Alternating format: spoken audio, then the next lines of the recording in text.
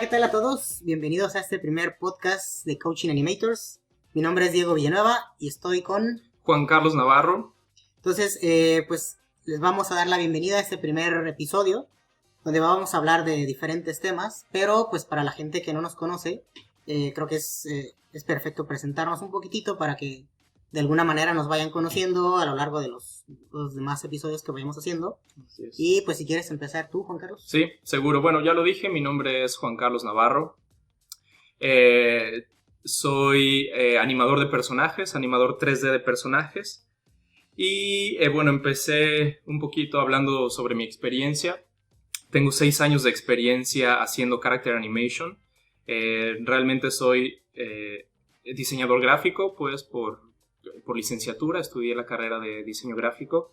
Y bueno, con el paso de los años les contaré un poquito cómo es que llegué a ser animador de personajes 3D. Y entonces se remonta a esto más o menos cuando yo salgo de la carrera en 2009, donde yo tenía esta inquietud de hacer animación de personajes. Comencé a entrar a cursos, comencé a prepararme por mi cuenta. No nada más es bueno quedarse con lo que le da la escuela o la universidad o el título, porque además les digo, no era como tal character animation sobre lo que yo aprendí en la carrera, un poquito nada más. Entonces, bueno, por mi cuenta empecé a investigar, empecé a tomar cursos, Animation Mentor, Anim Squad, tutoriales en YouTube, ¿cómo se llama del Digital Tutor? O sea, un montón de recursos en línea. Y bueno, un poquito un fast forward a 2013. Yo estaba todavía estudiando en Animation Mentor cuando mandé mi demo reel a Huevo Cartoon. Me contratan en Huevo Cartoon y prácticamente ahí en 2013 es cuando empieza mi experiencia como tal, profesionalmente en animación de personajes. De Huevo Cartoon puedo saltar directamente a un estudio de televisión aquí en Canadá, en Vancouver, en Bardell Entertainment. Ahí entré como animador de personajes también. O sea, toda mi carrera es animación de personajes, toda mi experiencia es animación de personajes. Y en Bardell trabajé en Gato con Botas, Puss in Boots para DreamWorks TV. Después trabajé en un proyecto que es un spin-off de Angry Birds, de la película que está en internet. Se llama Angry Birds Blues y es la historia de estos 3 pajaritos que creo que son hermanos, estos azulitos, creo que sí.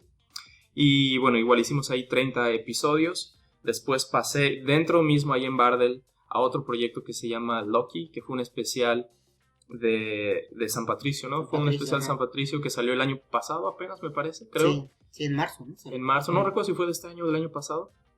No, bueno, ya que estamos se en estrenó. 2020. Perdón, 2019. Claro, 2020. Bueno, 2019, no me acuerdo si salió en 2019. Sí, 2019. Sí, porque lo acabamos en 2018. Creo. A principios. Bueno, por ahí. El punto es que acaba de salir. Y bueno, ese fue mi último proyecto en Bardell. Después de Bardell salté a Sony Pictures Imageworks. Ahí entré igual como animador de personajes a Smallfoot. Después de Smallfoot salí y me moví a CineSide. Como se pueden dar cuenta, es un brincar de estudios de uno a otro. Entonces pasé de Sony a CineSide a trabajar en Addams Family. Y después de Addams Family volví a Sony. Bueno, hice ahí un pequeño freelance como de un mes nada más. Y después volví a Sony, y que es donde estoy ahora, trabajando en la película de Glen Keane, Over the Moon, hasta el día de hoy. Sale este podcast. Pues en mi caso creo que es algo similar, y supongo que en México y Latinoamérica creo que es la misma constante de que estudias diseño gráfico. Sí, es muy común eso. O publicidad o algo similar. Y obviamente pues aprendes lo básico de diseño, multimedia a lo mejor, páginas web, que fue un poco lo que a mí me pasó, ¿no? Estudié eso. Y por mi cuenta empecé a estudiar todo lo que fue animación 3D. Y para sobrevivir y empezar a ganar dinero, pues hacía diseño gráfico y páginas web en Flash y un poco ahí en HTML, que ahorita creo que ya ni se utiliza, pero bueno, en ese entonces pues era lo que había. Era el boom de usar Flash. Entonces, cuando estuve estudiando eso, pues empecé yo igual en YouTube, el libro de Survival Kit de Richard Williams. Así es. Pues videos, información, hasta que también tuve en el curso que tuve, que me lo dio Paco Navarro, que es uno de los fundadores de Éxodo. Él me dio el curso de general de 3D, que aprendí en ese entonces 3D Studio Max. Y obviamente al terminar como el diplomado que él me dio, pues yo seguí en contacto con él, mostrándole los avances que tenía. Y eventualmente, pues él me llamó porque tenían un proyecto que era los Soccer Clones. Que eso fue mi primer trabajo oficial de Character Animation. Que era para el Mundial de Sudáfrica del 2010, sí, precisamente. 2010. Que lo pasaron ahí en Televisa, que es un canal local de México. Y ahí pues estuve ya animando específicamente personajes, porque antes pues hacía pues de todo un poco, ¿no? Hacía hasta ahí, era como generalista. Y pues desde ahí empezó un poco como mi carrera profesional de animación. Me estuve ahí animando en ese proyecto, en otras comerciales locales de Guadalajara. Y eventualmente también me tocó un poco la misma. Ahí hice un trabajo intermedio entre Huevo Cartoon, que era un piloto para una serie que creo que nunca salió a la luz y no pasó nada. Y también, bueno, justo antes de entrar a Huevo Cartoon, estaba participando en el corto de Cuerdas, que es un corto español que ganó ahí un montón de premios. Y luego ya entré a Huevo Cartoon, que es justo donde conocí a Juan Carlos. Uh-huh. Y pues desde entonces creo que hemos estado casi en la misma, en los mismos casi estudios. En los mismos proyectos y estudios. Ahí en Huevo Cartoon pues estuvimos, y luego yo me pasé a supervisar un poco la película de Día de Muertes en Metacube. Estuve la mayoría de mi trabajo fue en la preproducción y un par de secuencias nada más de la película, porque después pues tuve la oportunidad de venirme acá para Vancouver, igual para Bardel, y también para el mismo show de Gato con Vatos, Gato con Vatos, y luego me tocó después, a mí no me tocó trabajar en Blues, de lo de Angry Birds, uh-huh, sino me tocó ya pasarme a lo de Loki, sí. Uh-huh. Que ya estuvimos ahí haciendo, pues es un mediometraje, ¿no? Realmente. Sí, es un mediometraje, uh-huh, sí. Y después de ahí, pues igual se me acabó mi contrato en Bardel, tuve ahí unas 3-4 semanas de vacaciones, y luego ya me fui a Bron, donde trabajé un poco en la parte final de la película de Henchman, que supongo que la pueden ver en iTunes. Realmente no sé muy bien dónde más la pueden ver. En iTunes sé que está ahí. Y luego pues acabamos esa película y empezamos a hacer la de The Willoughbys, que esa es la que se va a estrenar en Netflix, supongo que en abril de este año, 2020. Y después también se acabó casi mi contrato ahí y me moví a Sony Pictures Imageworks, donde pues estoy trabajando en la película de Mitchells vs. The Machines, que no sé si va a ser ahí el nombre oficial, pero bueno, esa se va a estrenar. Hasta el día de hoy creo que es el nombre oficial, pero sí hay rumores, ¿no? Que se va a cambiar. Se puede cambiar el nombre, pero hasta hoy es... Y esa se estrena en septiembre del 2020, y la de Over the Moon... Over the Moon, no estoy seguro, creo que hasta 2000... ¿no? No, pero creo que se estrena en 2020, ¿no? Tampoco estoy muy seguro de las fechas de estreno, solo sé que tenemos que acabar muy pronto, eso es lo único que sé. Sí, pero digo, creo que es un poco la misma constante, y creo que para la gente que está como afuera o está empezando, el trabajar de animación, supongo que en cualquier parte del mundo es lo mismo. Sí, es estar como pasando, ¿no? Trabajas 6 meses, 8 meses. En un proyecto te pasas a otro, ya sea por lo que sea, ¿no? Porque literalmente no hay más que hacer, que fue el caso en Cineside. Uh-huh. Acabamos Addams Family y literalmente no había nada que hacer después. Y entonces fue como, bueno, todo el mundo pues a su casa y busquen otra cosa, porque no había nada, ¿no? Ya ahora se está hablando de hacer, digo, y es oficial, lo puedo decir, uh-huh, de la segunda parte de Addams Family, y bueno, están en preproducción, me parece, ahorita. Pero eso, ¿no? Es cambiarte de estudio, es como muy normal. Yo antes eso lo veía un poco extraño, y sí, yo sé que es medio inestable de repente, uh-huh, esta sensación que tiene uno de inestabilidad, y que pues uno está 8 meses en un estudio y luego 1 año en el siguiente, y luego 6 meses en el siguiente, sí, y luego no hay nada por 3 meses. Sí, creo que de lo que he visto un poco en cuestión de México, que es lo que podemos hablar nosotros, uh-huh, es que como que existe esta tendencia a pensar que las personas le pertenecen al estudio. Entonces, no todos, obviamente, hay excepciones, pero a veces como que se tiene cierto rencor si te vas de un estudio y te vas a otro. Sí. Y aquí es de lo más normal. Puede que inclusive trabajes 2 meses o 1 mes, uh-huh, y al final pues se acaba tu contrato y te vas a otro estudio. Sí. Igual en 1 año puedes regresar. ¿Qué fue lo que te pasó a ti? Trabajaste en Smallfoot luego me fui un año, así en eso, y un año después regresé. ¿no? Entonces, creo que como que en esa parte siento que a veces hay una gran diferencia en Latinoamérica y como que en el... Pues sí, estoy no de acuerdo. En el resto del mundo porque... Sí, no conocemos obviamente todo, pero al menos aquí en Canadá y supongo que también en Estados Unidos... yo creo que será lo mismo. Similar, sí, es una manera muy distinta de ver las cosas, de ver cómo el artista es parte importante, ¿no? Que también quiero pensar, ¿no? Que es también porque no hay tantos artistas. Claro, supongo. Eso también. Aquí obviamente los animadores creo que es de lo que más hay. De lo que más hay, creo que sí, sobre todo aquí en Vancouver. No conozco tan bien como la demanda en otros lugares. Obviamente hablamos de lo que conocemos y de lo que vivimos nosotros, pero sí, aquí hay demasiada gente animada, o sea, demasiados animadores. Tal vez no hay tantos riggers, por ejemplo. Sí. Claro, hay, pero no hay... La cantidad. La cantidad no es igual que animación. Creo que, por ejemplo, en esta película de Sony, que es la de Mitchells, éramos cerca de 100 o 120 animadores. Y supongo que en Over the Moon... Ahorita, en Over the Moon empezó el año pasado. Bueno, de hecho empezó creo que desde el 2018 a unos test de animación. Pocos, ¿no? Con muy poca gente. Claro, empieza un proyecto siempre empieza con muy poca gente.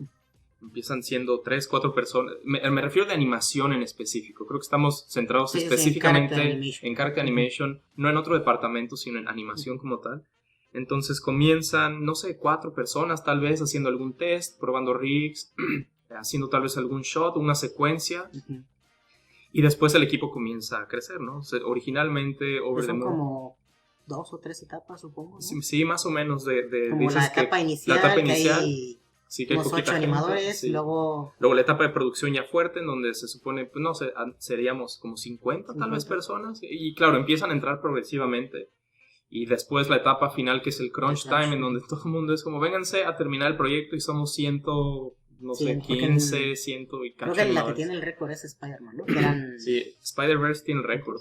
Eran como 150 o qué, una cosa así. Pues no sé, no quiero decir un número equivocado, pero sé que más de 110 o por ahí. Según yo era... Sí, más, sí. Porque ha sido la película que más animadores o más artistas, no sé si en Disney... Sí, bueno, pero parecido, pero al menos... Aquí Spider-Verse estuvo cochino. Sí. Entonces es un poco, les digo, como para que conozcan también a veces un poquito más de la industria, porque a veces de las cosas que recuerdo yo mucho, que era... que cuando yo estaba en México pensaba que la industria de fuera del país era todo perfecto y funcionaba mágicamente y no había errores, y cuando llegas aquí y estás trabajando te encuentras con que tienen los mismos errores, que hay cosas que están cambiando a media producción y pues hay que hacerlo, o si perdiste planos que no sé si te ha pasado a ti, pero a mí me ha pasado varias veces que ya están los planos terminados y por la edición que tienen que hacer, pues se van tus planos y se acabó, y a veces esos planos que ya estaban animados, pues quiere decir que, o al menos son como números rojos que se va a la basura ese trabajo y son meses de trabajo, pero al final pues se tiene que hacer ese cambio para que la película funcione. De manera global. El otro día de hecho estábamos platicando de eso en la cocina. Y es muy interesante ver cómo justo se dispone un poco de este tipo de cosas, ocurren cuando los shots están finalizados, están terminados, listos, incluso render final y todo, y se deciden en el corte final, o en uno de los cortes que se hacen a lo largo de la producción, se deciden eliminar. Y esto es algo bien interesante porque creo que es muy raro que en México ocurra algo así, en donde esto fue nuevo para mí, creo que para ti, Diego, también. Sí. El hecho de experimentar, por ejemplo, un huevo cartoon, creo que se cortaron muy poquitas cosas comparado a lo que se corta aquí. Y creo que todo al final de cuentas se puede resumir en cuestiones de presupuesto. No sé, digo, creo que el hecho de que un estudio tenga la cantidad de dinero que tiene para poder tomar este tipo de decisiones, porque como dices, no son números rojos. ¿Por qué? Porque es gente trabajando semanas en un shot, meses en un shot, para que al final se corte. Obviamente siempre es a favor de la película y a favor de que la historia se cuente bien. Pero bueno, creo que es un factor importante a considerar que hace de repente la diferencia en la calidad de las cosas, ¿no? Querrámoslo o no, el dinero es muy importante, es uno de los factores, pues, bases, ¿no? Para esta pirámide tan grande que es una película, para poder tomar este tipo de decisiones a mitad de la producción, de cortar cosas y reajustar el guión y regrabar voces. Es muy loco, ¿no? Si uno lo piensa así, pero ocurre. Sí, de hecho en esta película me tocó animar planos con todavía voces de Scratch. Entonces obviamente van a llegar eventualmente las voces finales y si se tiene que reanimar el lip sync, pues se va a tener que reanimar, o si embona bien y todo queda bien, pues no va a haber ningún problema, pero son de esas cosas que uno pensaría que no pasa o todo está bien planeado, pero creo que, y si ustedes se ponen a ver a veces como los making ofs o detrás de cámaras de todas las películas, pues se van a dar cuenta que a veces, independientemente de que se tenga un storyboard, un animatic, un layout de toda la película, creo que justo cuando llega animación, que es cuando ya puedes ver un poco más como el desarrollo, el acting de los personajes, puedes ver mucho mejor el ritmo de las secuencias, y es cuando a veces como que empiezan a ver que hay algo que no empieza a funcionar, y se tiene que recortar o se tiene que agregar en determinado caso porque no se está entendiendo, no sé, X cosa. Y es parte de... Es parte que no sé, por lo menos a mí me costó mucho trabajo entender al inicio o aceptar eso. Afortunadamente no muchos de mis shots fueron cortados. Sí, me ha pasado, pero no tal vez como a otros. ¿Recuerdas como el caso digamos, ¿no? de Aldrich? Le pasó justo si nos está escuchando. Sí. Cortaron un montón de sus shots también. Creo que fueron 8 shots. 8 shots. Pero bueno, creo que a lo que voy es eso. Es interesante entender el proceso desde otra perspectiva. Cuando la meta final, la meta final es tener el producto de la mejor calidad posible. Mucha gente, y lo hemos visto en los foros de animación en los que yo estoy, en los que Diego está, mucha gente siempre se queja, o sea, la queja casi siempre más grande es el guión. Sí. Casi siempre es que el guión está muy malo, o que no está bien desarrollado, o que no se le dio tiempo. Y yo estoy de acuerdo en que el guión es de lo más importante, ¿no? A final de cuentas, sea animación, o sea live action, o sea lo que sea, el storytelling es lo más importante. O sea, tenemos que contar una historia. Entonces, si nosotros entendemos que para que se cuente muy bien esa historia puede haber cambios, creo que ahí es donde está una de las grandes diferencias entre estas producciones, que no importando que estemos a la mitad de la producción, decidan cambiar las cosas para mejorar el producto final, pues ahí está. Es un shock de repente, a mí se me hizo un shock, ¿no? El que te enteres que te quitan 8 shots, pregúntenle a Aldrich qué se siente. No, es que al final, pues tu trabajo es... Sí, y tu trabajo es tu trabajo, es como tu hijo, ¿no? Casi. Pero digo, pues tu trabajo es animar los planos y no es nuestra película. Obviamente eso es decisión de director y productores y a lo mejor del publisher, del distribuidor. Sí, es mucha gente tomando decisiones. Entonces, obviamente, pues sí duele, pero... Sí, pero es lo que es, pues ¿no? Es lo que es, ¿no? Realmente no... Y por ejemplo en Sony, que pues no puedes sacar nada de ahí, pues tus planos esos que... se fueron para siempre, a menos que el estudio como tal los publique o los ponga en el como en el Blu-ray, sí, como en escenas editadas o alguna cosa así, ¿no? Pero son cosas que a veces, inclusive también, por ejemplo, un tema muy importante que creo que a ti te ha pasado más que a mí, es lo del tema de confidencialidad, de que tienes tus planos, inclusive los de Smallfoot y de Addams Family, pues no los puedes mostrar públicamente. Claro. ¿no? Esa es una cosa también bien importante que uno aprende también, la cuestión de confidencialidad. Uno de hecho, obviamente antes de hacer el podcast, lo que están escuchando ahora es, no podemos revelar información de la cual firmamos que no podemos revelar nada. Son contratos muy estrictos entre lo que se puede decir y lo que no se puede decir. Así, ¿no? Divulgar información en un podcast, incluso en la calle, incluso platicar con amigos en el autobús, no puedes de ciertas cosas, ¿no? Y este es un tema. Aunque la película ya salió en cines, aunque la película ya está disponible en Blu-ray o en digital o el formato que sea, uno no puede tomar eso, o sea, por contrato uno no puede tomar sus shots. Esto es muy distinto en cada estudio, pero en específico en Sony y en CineSide no se pueden tomar esos shots y ponerlos públicos. Sí los tenemos en un demo reel privado, pero hasta ahí no hay manera de que los shots puedan aparecer de manera pública. Yo he visto ahí algunos. Sí, hay algunos. Que es como que hagas un request. Sí, supongo que son requests especiales o algo así. Porque al menos acá en Bron, pues no... Ese problema no... No, o sea, no por estaba. lo menos en Willow's que todavía no sale, pues sí nos dijeron que simplemente, igual que pidiéramos los shots que queremos usar, pero, o sea, nada más la única condición era que una vez que haga el release en la plataforma de Netflix ya se puede utilizar. Que es un poco como la diferencia, ¿no? Pero como dices, entre un estudio y otro, pues sí cambia un montón, ¿no? Entonces, simplemente como para que vayan, sé que a lo mejor hay un montón de cosas más de las que podemos hablar o extendernos, pero más o menos como para en este primer podcast pues ir tocando ciertos puntos que también vemos como la constante de la curiosidad de la gente es cómo se vive el día a día en el estudio, cómo trabajas, cómo se vive, ¿no? Que es a veces, igual yo recuerdo cuando que veía ahí las películas. Sí, es una de las cosas que yo creo que a muchos nos interesa cuando no estamos metidos en esto. Ajá. Y ve a uno a la gente en los making of, en lo que sea, trabajando. Sí, ves ahí a los de Pixar con sus patines. Con sus patines, y eso es como, ¿qué pasa? Y pregunta a la gente, ¿es real eso? O es, y sí, o sea, es real, es muy real. Sí, es muy real. Que también digo, depende del estudio. Por ejemplo, en Bardel creo que lo único que teníamos era ahí la mesa de ping pong, ¿no? Sí, todos los estudios tienen creo que sus cosas buenas en este sentido, como divertidas pues, y sus cosas tal vez no tan buenas. Hay unos más estrictos, por decirlo de alguna manera, que otros.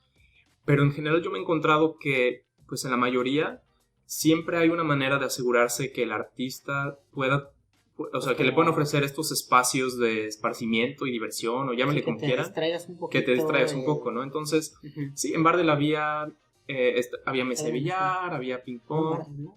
Sí, en Viri. Ah, sí, cierto, sí.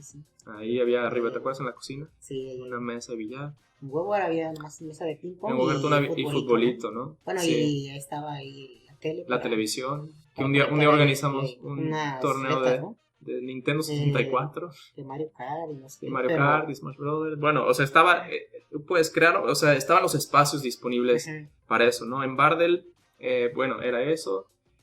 No sé, en Bron. En Bron, pues igual, había mesa de billar y mesa de ping pong, que pues ya al final ya éramos ahí, ya teníamos un torneo. Había torneo, sí. Y eso era un poco más de como la parte de animación. Creo que cada departamento se hace como que su bolita, ¿no? Tiene sus grupos, y casi siempre era nosotros de animación, ya agarraba 1 contra 1, 2 contra 2, y en la hora después de comer, o ahí como a las 3, 4 después de comer, que ya estás medio durmiéndote, siempre era igual, pues juegas ahí un partidito, 2, y te regresas igual a seguir trabajando. Hay gente que, por ejemplo, pues se va a caminar o va por un café, y él no, si estaba ahí a 2, 3 calles, pues ya como que también sirve un poco de distracción. Hay gente que se sale a fumar, hay gente que no sé qué otras cosas o actividades hagan, pero sí, pues creo que eso, como caminar, distraerse un poco, ¿no? Porque de repente al estar sentado tanto tiempo no es muy provechoso, ¿no? No ayuda para nada, incluso para el mismo trabajo, el estar seguido, no sé, yo soy de esas personas que necesito un poco como de respirar tantito después de, no sé, 2 o 3 horas de estar concentrado. Necesito levantarme, necesito, no sé, ir por café o salir o lo que sea. En Sony hay una televisión, tiene un PlayStation conectado, y ahí en esa área de lounge, pues está bonito, ¿no? Tiene hasta como un mural así de cloudy, ahí de lluvia de hamburguesas, y pues tienen unos pools de estos, de estos que te echas así en el piso, ¿qué más tienen ahí? Así en el futbolito en la cocina. En Cineside teníamos ¿qué había en Cineside? Había ping pong, que de hecho también ahí se organizaban, eran buenos los torneos ahí de ping pong. Se organizó un torneo de ping pong, de hecho en Cineside bastante bueno. Sí, hay un dude ahí muy bueno, muy bueno. Se llevó claro, todo el mundo sabía que iba a ganar. Se lo llevó. Siempre hay uno ahí muy vago. Pero bueno, eso, ¿no? Es como, son espacios, como lo que ven en los making of, creo que es real, son espacios en donde se busca que la gente obviamente trabaje, pero también creo que los estudios entienden que la parte de distraerse un poquito es importante, ¿no? Y aparte, pues estás haciendo un trabajo creativo, ¿no? Creativo, claro, no es un trabajo de oficina, como mecánico, como algo repetitivo que no necesitas como tanto descanso, entre comillas, ¿no? Así es. Y digo, en la cuestión más profesional, porque esto todo está muy bonito, obviamente, pero en la cuestión profesional, o sea, en la cuestión ya de trabajo me refiero, en la cuestión ya de llegar, sentarte a tu lugar, ¿tú cómo encuentras diferente, por ejemplo, lo que hacíamos en Huevo a lo que hacías aquí? Bueno, no sé, para no alargar demasiado esto, vamos a comparar, no sé, cómo se trabajaba en Huevo Cartoon, y no se escoge Sony, Bron o Bardo, como pues, esa comparativa. Creo que no recuerdo tantas cosas ya de Huevo Cartoon. Recuerdo que teníamos los dailies con Gabriel. Y es un poco similar a lo que sucedía en Bron y también en Sony, que tienes ahí los shots Solo que, por ejemplo, la única diferencia que es muy similar en Brown y en Sony es que son diarios y a veces había 1 o 2 al día, ¿no? Dependiendo ahí de la disponibilidad del supervisor o del director. Pero creo que en general, como la forma de trabajo, como creo que interna de estar animando como tal, creo que es lo mismo, simplemente es al momento de primero muestras a tu lead y luego ya si el lead aprueba o no, si te da cambios pues los haces y luego ya lo publicas o lo metes ahí a la lista para revisión del supervisor o el director en este caso, pero creo que en general pues no hay como así una gran diferencia, o sea como en el orden de cómo funcionan las cosas, creo que es algo muy, muy idéntico. Sí, en ese sentido creo que estoy de acuerdo, es algo bien estándar. Creo que te refieres mucho a la jerarquía de las cosas, es decir, uno como animador creo que tiene que mostrar primero se entiende, ¿no? De lo que trata el show, de lo que trata las secuencias, ubicarse mucho en el espacio tanto temporal como emocional del personaje y de ahí comenzar a proponer cosas, ¿no? De acuerdo, no, dependiendo del shot que te hayan asignado. Entonces creo que es mucho, un día normal, vamos a ponerlo en Sony, es mucho platicar con tu lead, mucho discutir ideas, proponer ideas que seguramente cambiarán a lo largo del transcurso. Una cosa igual que es bien difícil y yo soy muy culpable también de eso, es de repente aceptar que las cosas van a cambiar considerablemente a lo largo del progreso del shot.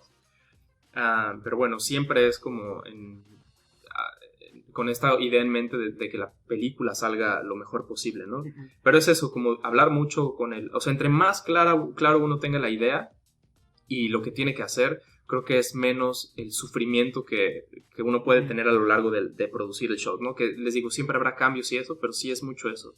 Como llegar a tu lugar, platicar con tu lead. De hecho, pues se alienta mucho a la gente a esa discusión lo más que se pueda. Y sí, dependiendo del estudio y del workflow y del pipeline del estudio, hay diferentes herramientas para poder mostrar los shots a los supervisores y después a los directores, ¿no? En Huevo Cartoon, por ejemplo, recuerdo teníamos como Gabriel Riva Palacio, el que dirigía y supervisaba, pues al final era el que daba el último sí. Entonces él estaba ahí, justo ahí en el mismo lugar que nosotros, había una salita ahí ¿te acuerdas? La salita de proyección. Sí, y de repente ahí quien tenía shots para enseñar, normalmente se enseñaba un primer pase. En Huevo no me acuerdo, la verdad es que no me acuerdo muy bien, pero era un primer pase, como el pase y luego el pase final, ¿no? Y ya Gabriel ahí decía si sí o si no. Si había notas, pues ya lo volvías a mostrar. Lo volvías a mostrar y si no, pues ya quedaba aprobado, ¿no? Y obviamente antes pasaba por el lead, ¿no? Y luego ya el supervisor, que era Oscar, era el que decía Oscar Burgos, sí podíamos mostrarlo a Gabriel. Y ya de ahí. Y yo la verdad es que no me acuerdo de eso. O sea, pues sí, no Oscar daba como un sí. Pues o subías sí. Y ahí... Bueno, la verdad es que no recuerdo muy bien cómo era. Ya son tantos años. Pero, por ejemplo, al menos lo que he sentido más diferencia en Bron es que, por ejemplo, en la de Willowbeast, que era el director Chris Perry, que es el de Cloudy, podíamos mostrarle pases muy, muy básicos. Entonces podemos tener tanto videoreferencia, que a veces pues no servía mucho por el estilo que es más cartoon, pues realmente no ayudaba mucho, pero podrás tener inclusive proxies de geometría, simplemente como para ver el timing.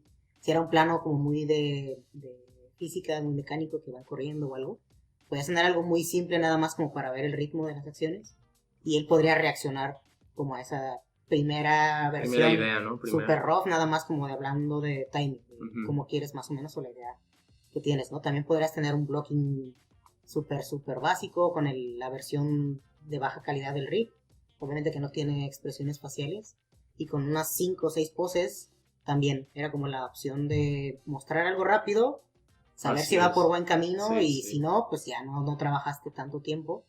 Y a diferencia, por ejemplo, de Sony, que es lo que a mí o al menos siento que es la gran diferencia, es que no sé si también depende del director, pero al menos en esta película era de casi mostrar cosas medios planeadas. Okay, o sea, creo que depende mucho del director, No tan rough, porque como que a lo mejor también si estaba muy rough, pues como que no podía reaccionar tanto a la idea. ¿Sabes cuál creo que es una diferencia muy importante? Creo que cuando tienes un director que sabe de animación, o sea, que conoce el proceso, porque hay directores que solo dirigen y no conocen, la verdad es que no conocen demasiado el proceso de animación 3D. Yeah. Entonces a esas personas, a esos directores, no les puedes mostrar algo en spline sucio porque van a decir, esto se ve terrible. Sí. Aunque sea solo para mostrar la idea, es como, bueno, pero ¿por qué se mueve así? Entonces creo que depende mucho, creo que sí es cuestión del director. Yo por ejemplo, de hecho fue una cosa que me sorprendió al inicio en Sony cuando entré a Smallfoot, había gente que su primer pase de blocking era una cosa terrible, realmente, una cosa en splines que se movía para todos lados y yo decía, esto nunca lo van a probar. Y pasaba la primera versión y lo aprobaban. Y ahí fue como, igual, ¿no? Un momento como de cuestionamiento para mí, dije, ¿cómo es que pasó esto? Entonces entendí que quien estaba supervisando tenía conocimiento completamente del proceso y decía, claro, él sabe que obviamente el supervisor sabe que el shot no se va a ver así, solamente es un momento para ver la idea, ¿no? Y depende mucho. Por ejemplo, yo no soy, hablando un poquito de mi workflow, yo no soy una persona que utilice demasiado la videoreferencia, a menos que necesite algo muy específico que no sé cómo resolver, la utilizo. Pero prefiero hacer dibujos, yo soy más visual, pues más como de diseñar el dibujo en papel o en, no sé, o en digital, lo que sea, planearlo de esa manera que grabar referencia. Pero has tenido... Pero, ahí va el pero, ¿no? En este proyecto con Glen Keane, creo que todo el mundo, bueno, la mayoría que están escuchando conocerá quién es Glen Keane. Él es, y esta película no es nada cartoon, tal vez tiene algún momentito por ahí cartoon, pero es más muy realista, ¿no? Sí, es más realista, es más emocional, es muy de acting, es como 100% acting todo el tiempo, en la cara, en el codo, en el cabello, ¿sabes? Todo tiene acting.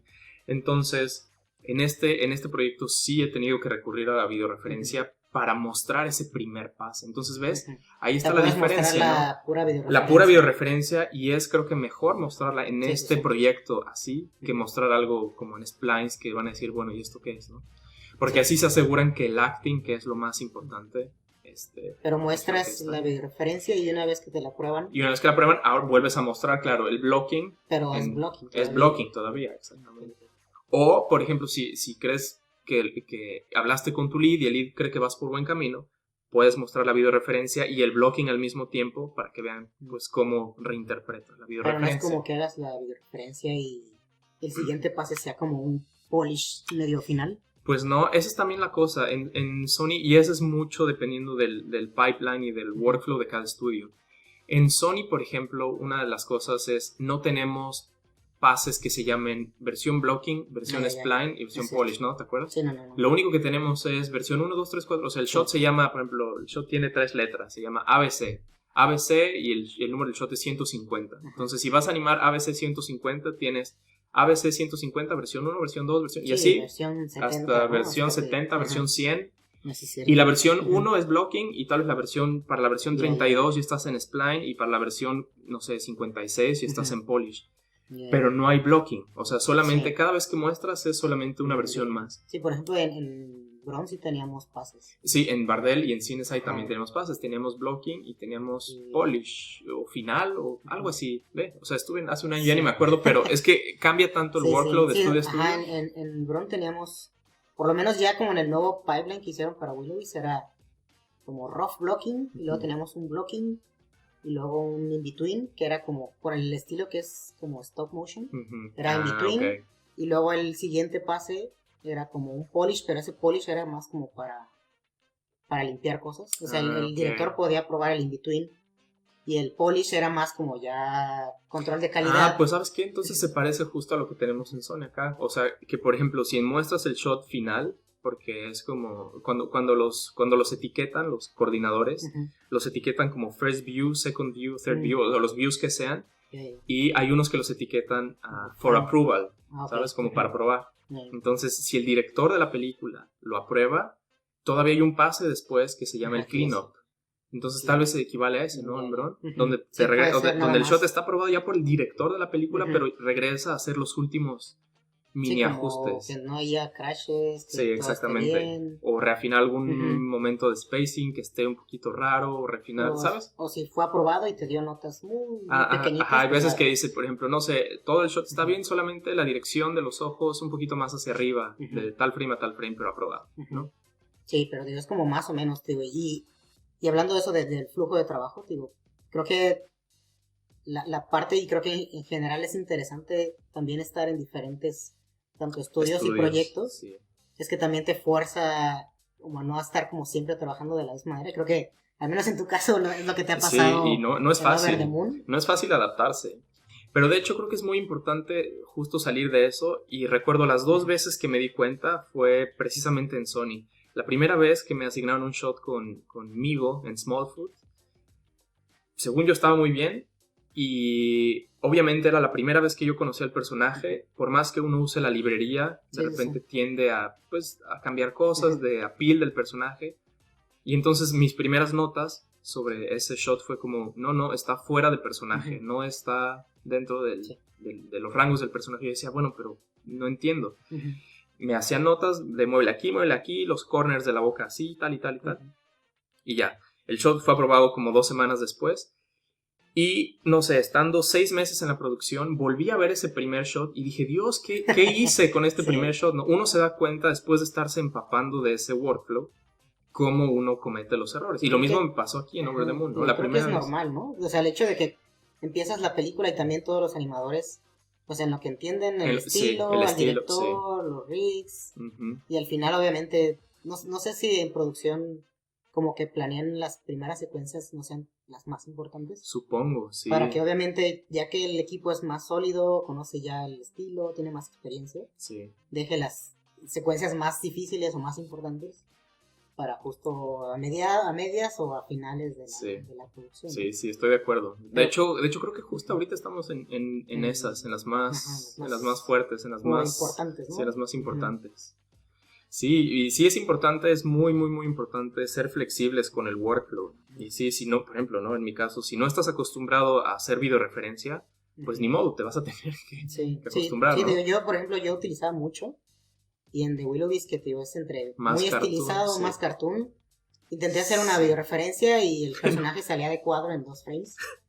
Pues obviamente no hay forma de grabarte en hacer movimientos. Entonces, de las cosas que me tuve que forzar y también está muy bien porque aprendes mucho en el proceso, es un poco, pues yo no sé dibujar tanto. Entonces obviamente me forzó a tratar de hacer más sketches, más tratar de como de plasmar la idea mucho antes, inclusive aunque no se lo muestres al director, pero al menos en un papel lo podría yo dibujar. Sí, exacto. Y luego, hay unos planos que mostré ahí en Pixelatl, que justamente esos ya no están en la película, que empecé usando esferas nada más, geometrías, para timear las acciones de los personajes. Sí.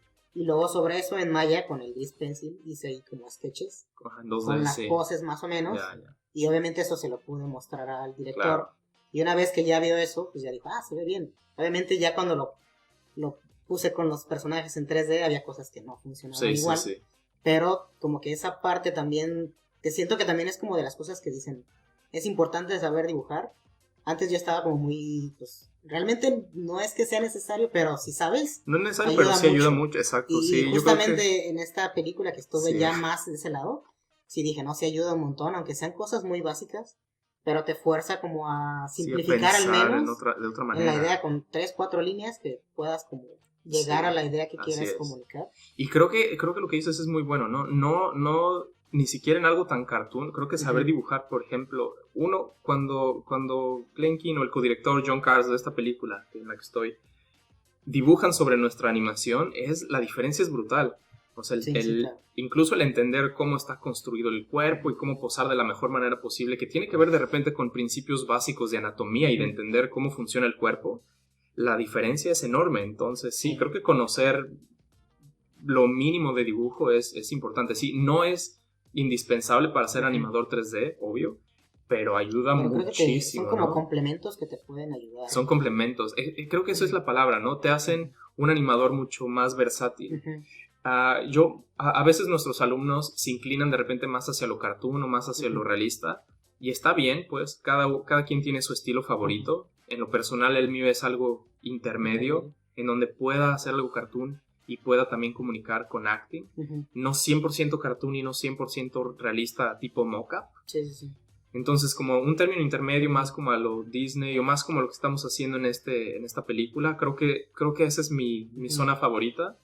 Pero yo siempre invito a la gente a que no se vayan. Y te acuerdas, ¿no? Yo en Huevo Cartoon tendía Pues mucho más cartoon, Ajá. así mucho. Ujú. Y me encanta, bueno, me gustaba más antes que ahora, no porque no me guste, pero Ujú. creo que O soy un tenías poco más más, el estilo, ¿no? Más sí, más marcado. como el estilo, Ajá. pero tengo que aceptar que una de las cosas por las que me gustaba más el cartoon es porque se me hacía más fácil y porque en cartoon creo que se pueden Sí, pues rompes todo. como rompes todas las cosas y de repente rompes ciertas reglas Ujú. y como que te sales con la tuya y no tienes que pensar como tanto cada frame, Sí, sí, no sí. lo sé, es más, considero que por lo menos para mí es un poco más difícil hacer animación realista. Esto es muy personal, ¿eh? Ujú. Cada quien tendrá Sí. sus dificultades Pues y es que siento que las dos ¿no? tienen su... Yo sé, pero en ese Ujú. sentido, para mí, cuando yo estaba en Go Cartoon, lo cartoon justo se Ujú. me hacía un poco Más más sencillo. appealing, más sencillo, porque Ujú. no tenía que lidiar con todo lo...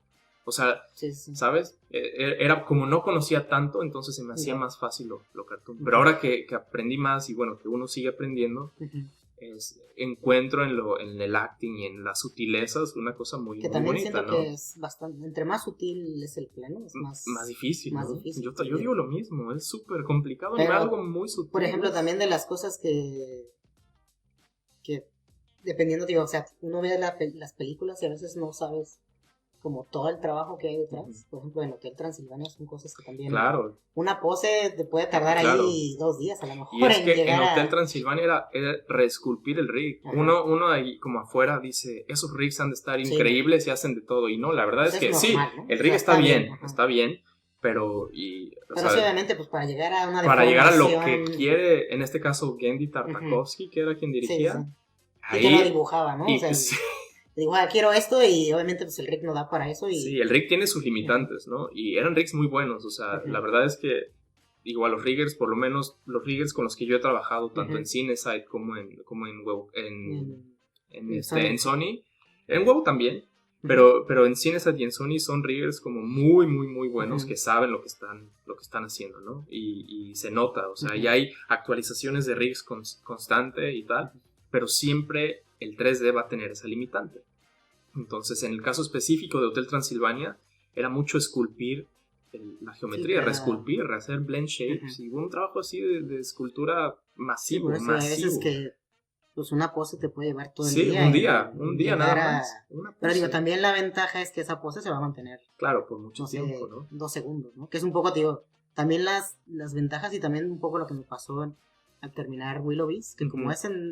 se anima en 2 y en 3 o a veces en 5, pues había cosas que todos, o sea, realmente estábamos animando en step, entonces no había spline para nada. Ujú. Había transiciones rápidas que sí las hacíamos en unos, pero obviamente pues ya llegar a Sony y Claro, hacer el switch es a difícil, sí, trabajar es ya en difícil. spline siempre era así como que en lo que obviamente en lo que entiendes el pipeline, los rigs, la película, el estilo, Sí, y aparte sumarle como el cambio ya de no sí, trabajar en step, porque era justo lo que dices que en step si tienes transiciones rápidas pues si sí, está o sea, crasheando o si estás haciendo un montón de cosas sí, no pasa nada no porque pasa tienes nada. el cambio en el siguiente frame totalmente diferente a la pose Así es. Y es como que y es lo que te decía, ¿no? Te ujú, sales con la tuya y como, bueno, no, ya no sí, tienes sí, que sí. resolver eso, ¿no? Te digo, o sea, de la parte que a mí me gusta mucho es eso, que siento que en Cartoon al menos tienes más libertad creativa.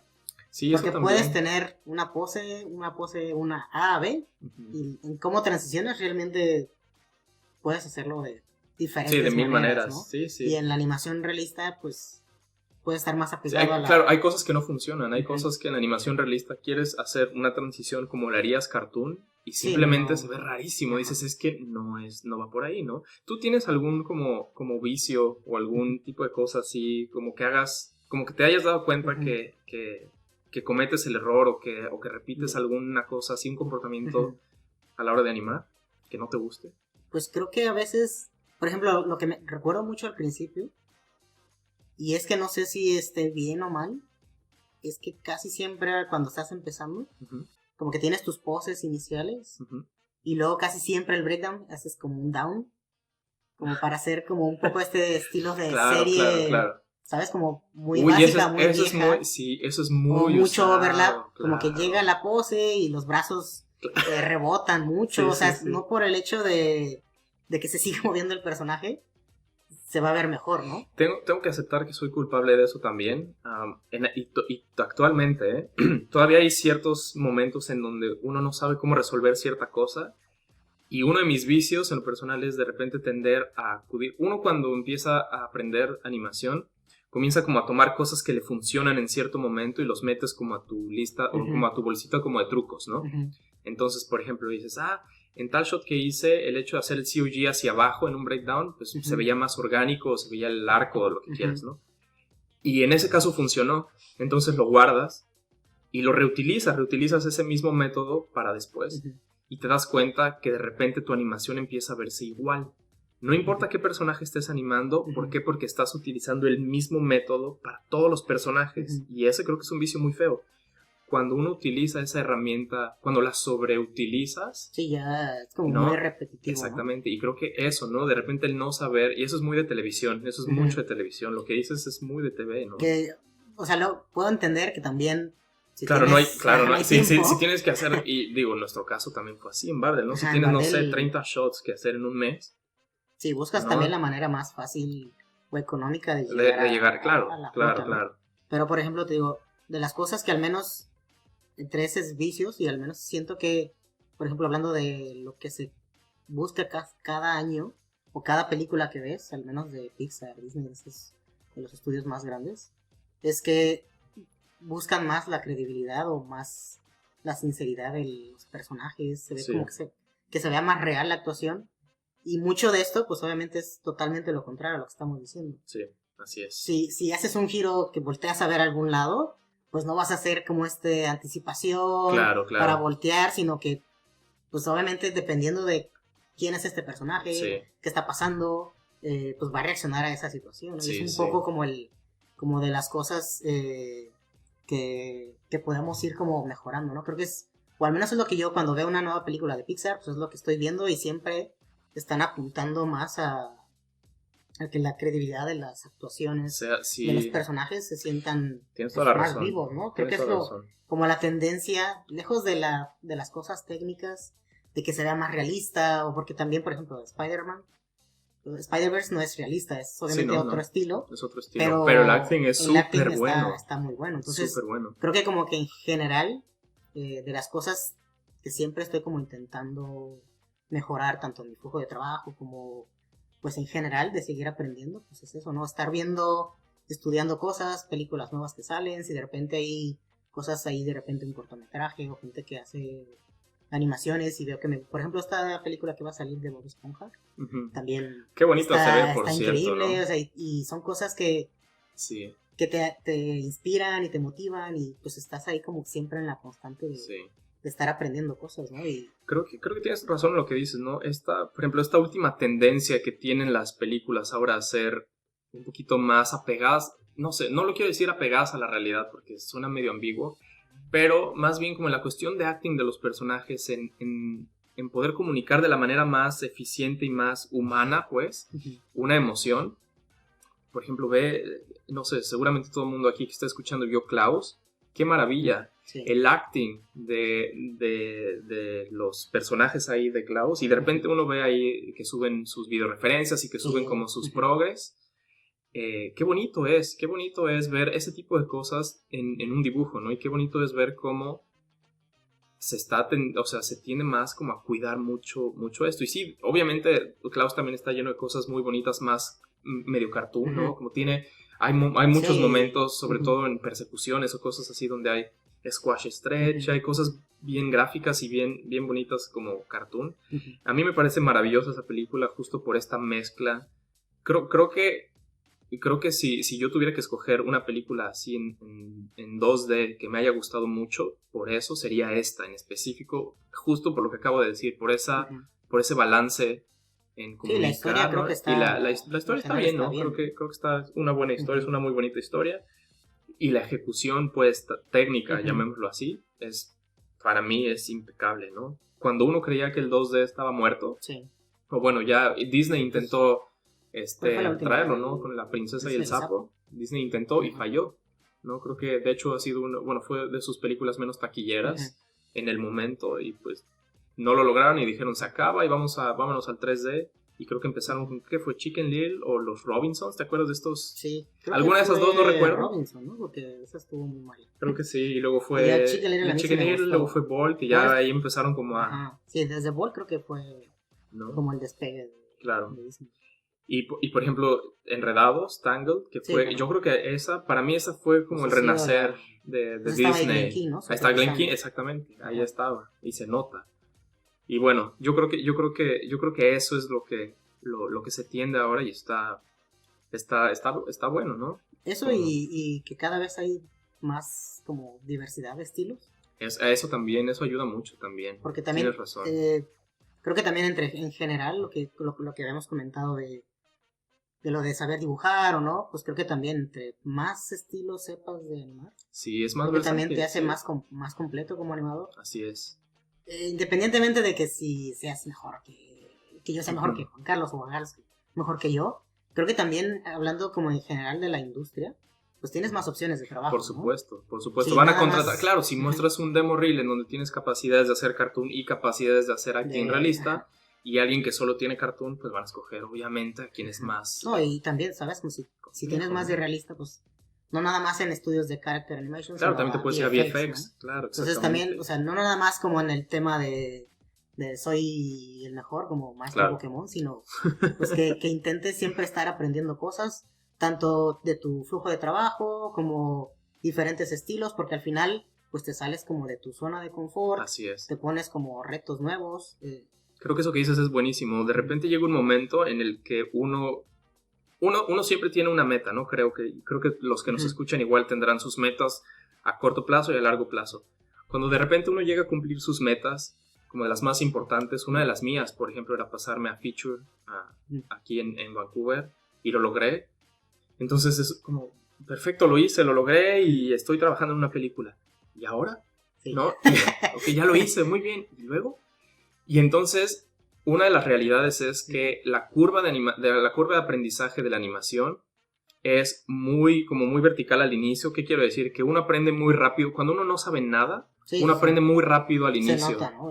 El cambio es así. Digo, depende obviamente de cada individuo, pero yo puedo decir que de alguien que no sabe nada de animación, lo ves los primeros 6 meses y el aprendizaje va a ser enorme en sus primeros 6 meses. Y tal vez en el primer año.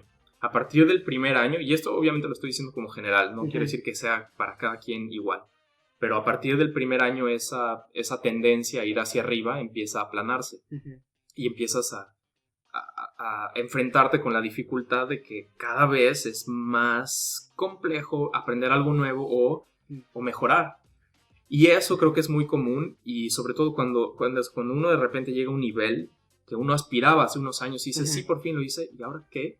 Cómo uno mejora y cómo uno se mantiene, pues llamémoslo igual así, a nivel competitivo, porque esto también es, desgraciadamente, es así, es una industria competitiva. Entonces cómo uno se mantiene en ese nivel alto para poder continuar siendo buen animador o bueno, continuar teniendo trabajo, pues.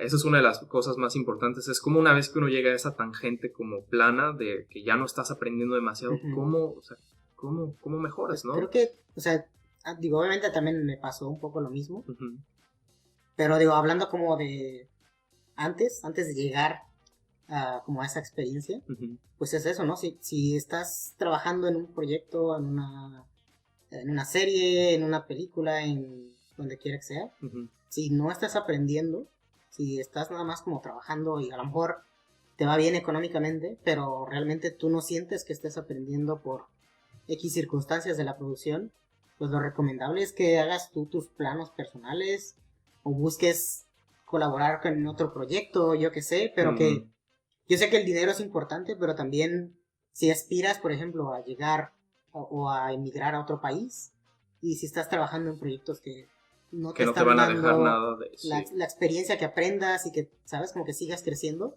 muy difícilmente, que a veces como que suele pasar eso, como que llegas a ese bloque, ¿no? bloque y que dices, oye, pero es que sigo y no puedo, y ¿qué es lo que está pasando? Pues es eso.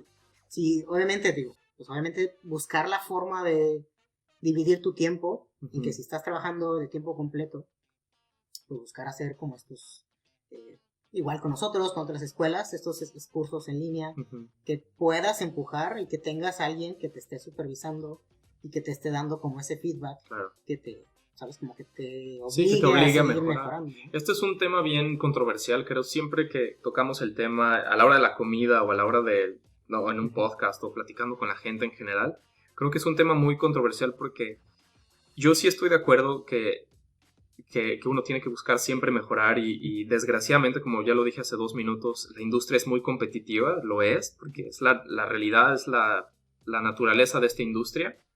Somos prescindibles, o sea, si yo de repente no rindo lo suficiente o me voy o me corren o lo que sea, mañana tienen una lista de 20 animadores más y que son seguramente mejores que yo esperando por ese puesto. O sea, así es la realidad.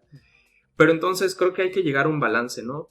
Hay mucha esta como mala costumbre de la gente de decir, bueno, tal vez no te puedo pagar demasiado, pero en mi estudio vas a aprender muchísimo.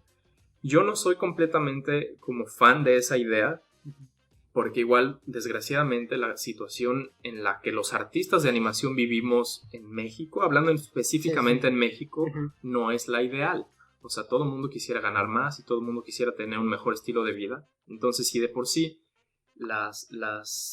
no sé, los estudios que mejor pagan, yo por ejemplo puedo decir abiertamente que Huevo Cartoon fue el mejor estudio para mí en México, tanto por experiencia personal, no por como lo que estábamos haciendo, una película de Huevo Cartoon, como por los salarios que teníamos. Todo, ¿no? Tenía todo, sí, yo la verdad es que estábamos en una película, estábamos ganando... Estamos ganando bien, o sea, estábamos, la verdad es que por encima del estándar de lo que se pagaba, ¿no? Entonces, yo no tengo... Y aprendimos mucho, entonces, por ejemplo, vean ahí la diferencia fue esa.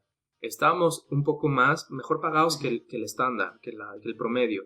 Estábamos en un proyecto que nos iba a dar mucha plataforma, ¿no? Yo la verdad es que fue el trampolín para venirnos para acá. Y aquí ahorita ¿cuántos huevos hay en Vancouver? Muchísima gente de Huevo Cartoon. Ahora, no quiero decir que solo Huevo haya sido responsable, ¿no? Hay muchos factores que entran, obviamente. Mucho trabajo detrás de cada quien. Pero bueno, lo que quiero decir es eso. Afortunadamente, creo que también fuimos... afortunados, tengo que decirlo, nos corrimos con suerte de que el proyecto salió. Hacer cine en México es dificilísimo. El proyecto salió.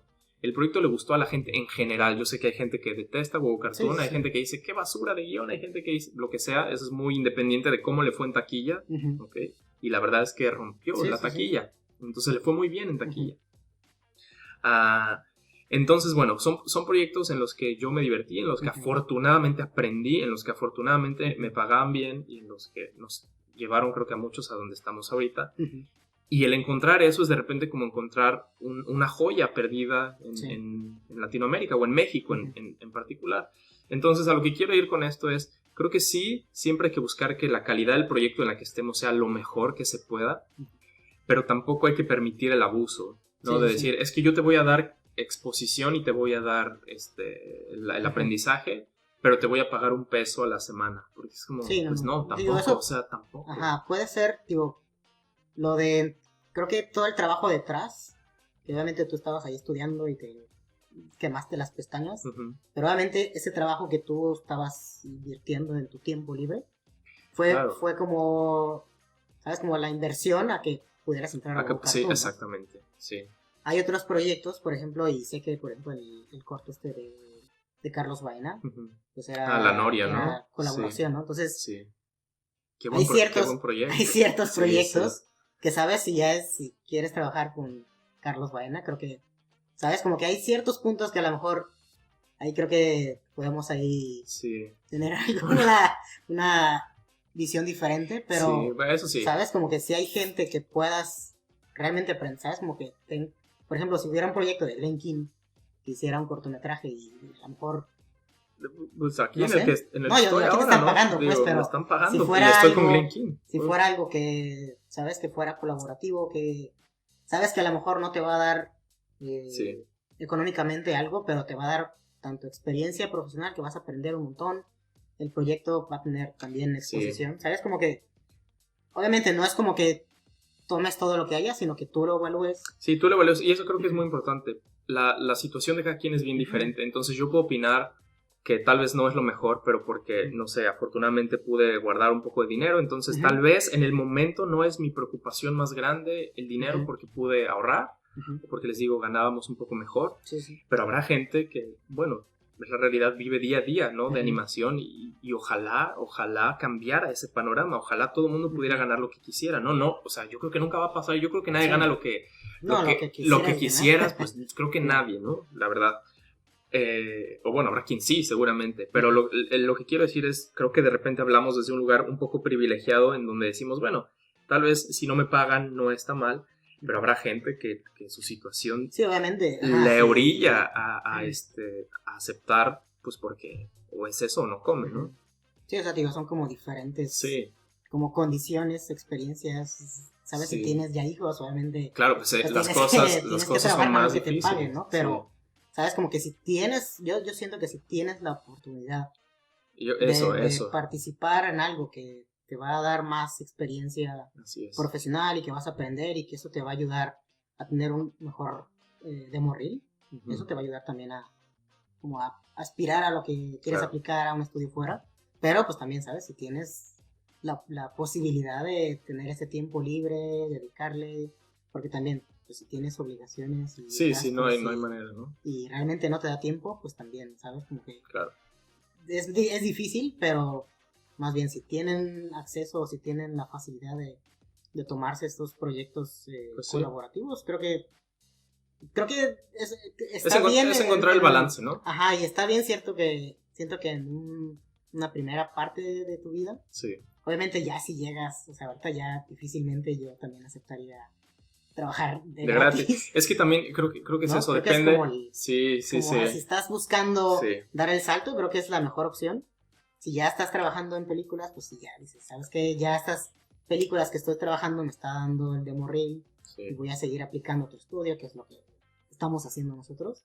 Sí, obviamente sí te entiendo que no vas a regalar tu trabajo, ¿no? Sí, creo que siempre es cuestión de un balance. O sea, así como hay gente, por ejemplo, que dice, yo animo, no sé, por $1 y no me importa, bueno, habrá gente también que tal vez recién egresados dicen, es que yo quiero ganar $100,000 al mes y no sabes nada. Es como, no, dude.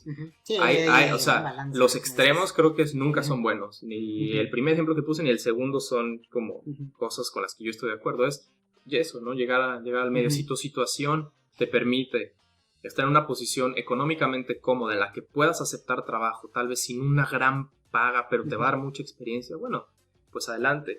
Ahora, creo que también esto es un arma de doble filo y me parece importante decirlo, el abaratar el trabajo, el aceptar simplemente por experiencia. Creo que tampoco, o sea, desde mi manera de ver las cosas, creo que tampoco es súper saludable para el resto. O sea, no solo es afectarte a ti, porque no vas a ganar tanto, sino que se empieza a establecer un estándar en el que es baja la paga. Decir, bueno, pues es que todo el mundo quiere, o sea, es como, imagínate el caso, ¿no? Vas a trabajar con Glen Keane, pero te vamos a pagar $100 a la semana, ¿de acuerdo? Pues sí, pues no. Pues es que aunque sea Glen Keane, no, o sea, Glen Keane no me va a dar de comer, o sea, ¿sabes? O no me voy a hospedar en su casa. Sí. Entonces, yo creo que ese es el balance que hay que encontrar, ¿saben? El no hacerlo como enfermizo, en el sentido en el que comiencen los costos a bajar, porque mucha gente acepta por la experiencia, ¿no? Porque de ahí, desgraciadamente, se agarran muchos. El oportunismo es muy horrible de repente y es como... Entonces, eso, creo que a final de cuentas es balancear un poco. O sea, de los males, el menor, ¿sabes?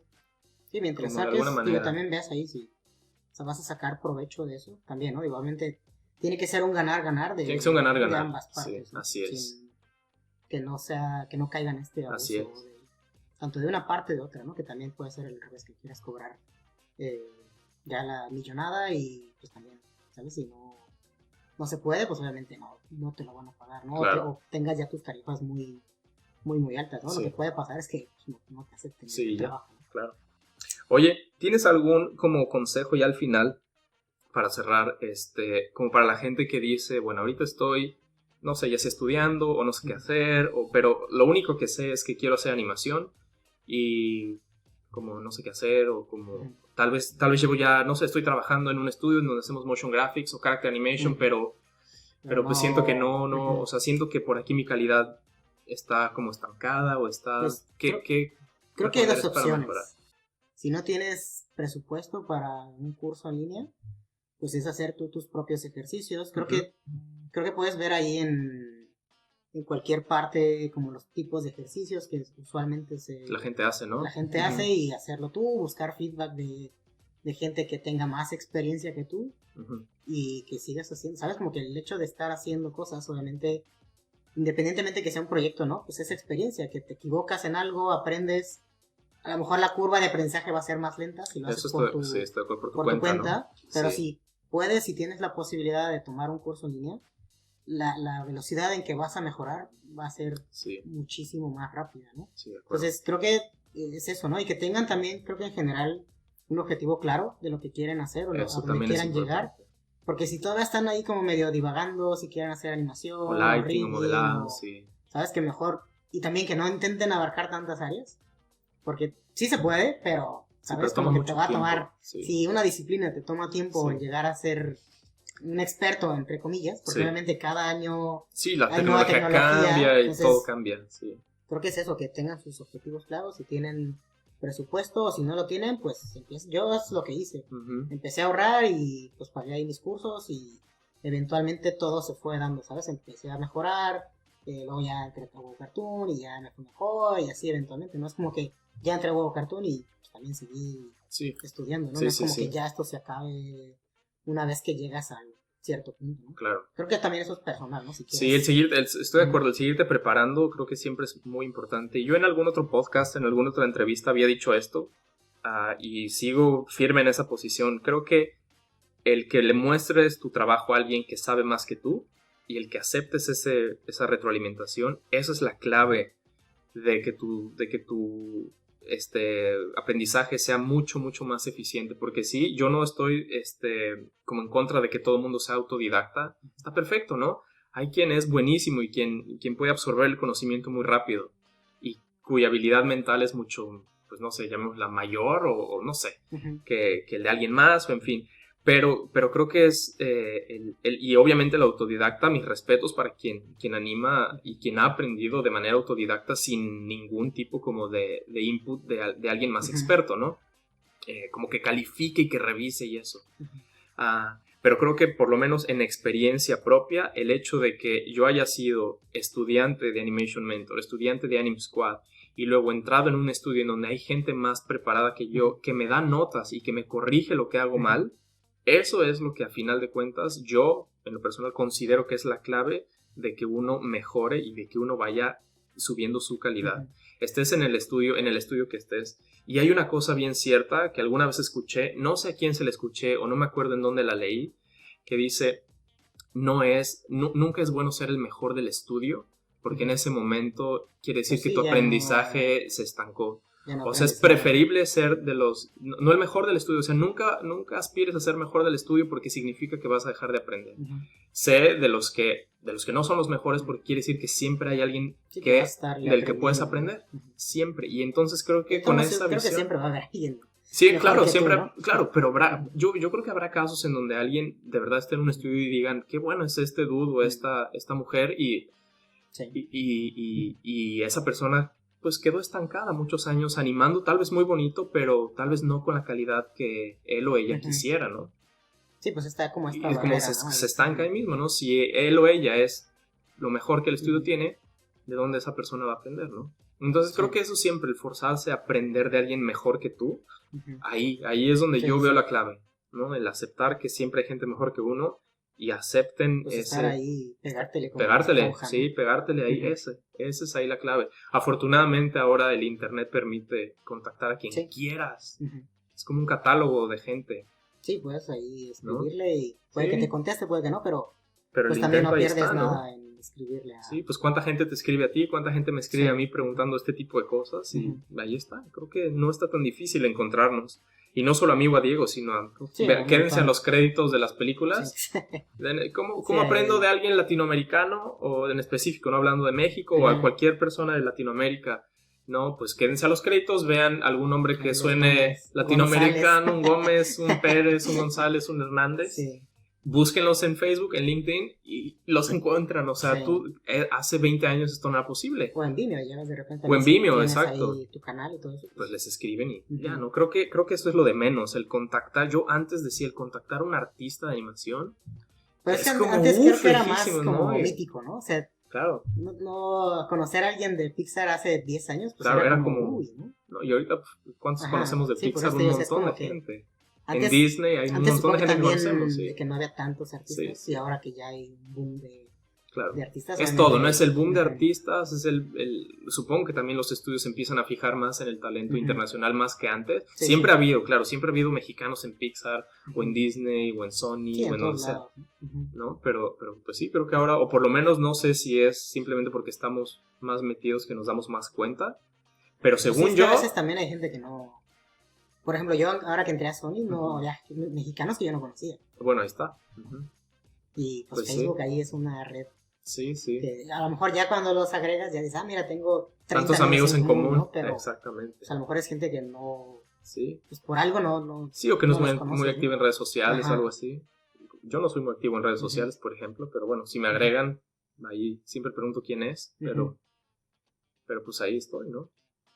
Pues muy bien, Pues bueno, entonces pues creo sí, que con abarcamos esto- bastantes temas, nos pasamos bastante de tiempo, pero creo que estuvo buena la plática. Creo que sí. El siguiente podcast vamos a ir a tener una conversación más como global, general de la industria, de lo que está pasando. Hay cosas que estudios cierran, otros abren. Eso sería bueno también, sí, como tocarlo en el siguiente podcast, ¿no? Entonces Sí. vamos a tener ahí, no sé si 1 o 2 invitados, Ujú. para también, porque nosotros en particular, ninguno de los dos ha estado en VFX. No, Entonces también es bueno como tener más inputs de diferentes experiencias sí. y ver más o menos como la tendencia que pues está pasando año con año, ¿no? Lo Sí. que está sucediendo tanto aquí como en Estados Unidos, como en Europa.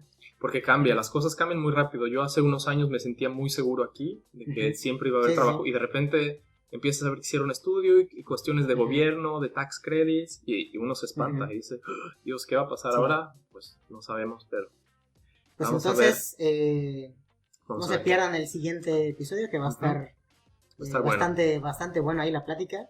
Entonces, pues nada más, suscríbanse al canal, denle like, compártanlo y pues nos estamos viendo hasta la siguiente. Muchas gracias, Juan Carlos. Hombre, qué gracias y nos vemos pronto, ¿sale? Bye, Que estén bye. bien, bye bye.